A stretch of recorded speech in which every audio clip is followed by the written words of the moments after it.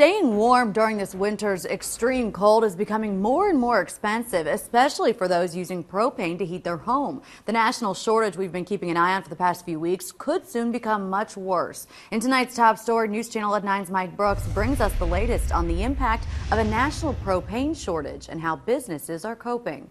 Well, the propane shortage and price spike isn't just affecting residents. Many of the dealers are also feeling a crunch, especially because they often let customers lock in low prices during the summer, but now they're having to fill those orders with propane that's costing 2 and 3 times as much. We locked in a guaranteed price with our contract people for $1.49.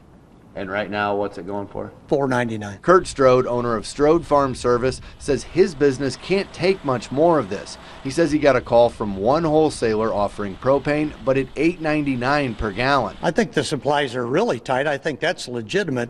They didn't build the inventories over the summer and the fall.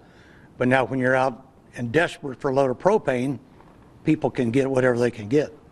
Okay. So if that's what you call gouging, I guess that's what it is. He says with current prices, many of his customers can't afford to get a full tank, so he's already lowered the minimum for delivery from 200 to 100 gallons, but he and other retailers may be forced to make some difficult decisions. We're sitting on the edge of considering making it a cash payment when we deliver propane, because if they can't pay, we're going to be out of business eventually. Many customers and dealers have reached out to their elected officials for help. Governor Quinn filed a disaster declaration on Monday, which along with a federal emergency declaration will reduce transportation regulations to get more propane into the state.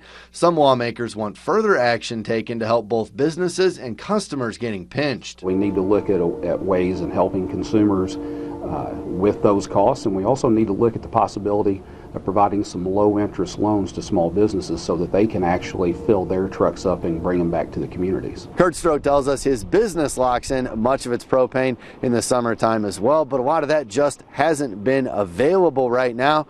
He said most of his suppliers have until March to make that available, and that may be too late. Reporting in Barrie, Mike Brooks for News Channel at 9 on Fox, Illinois. Texas is one of the largest producers of propane. Normally, truck drivers hauling propane from there need a Texas driver's license. Governor Quinn's disaster declaration will allow Illinois truck drivers without Texas licenses to haul from there. The federal emergency declaration would eliminate the maximum number of hours that the drivers can be hauling propane.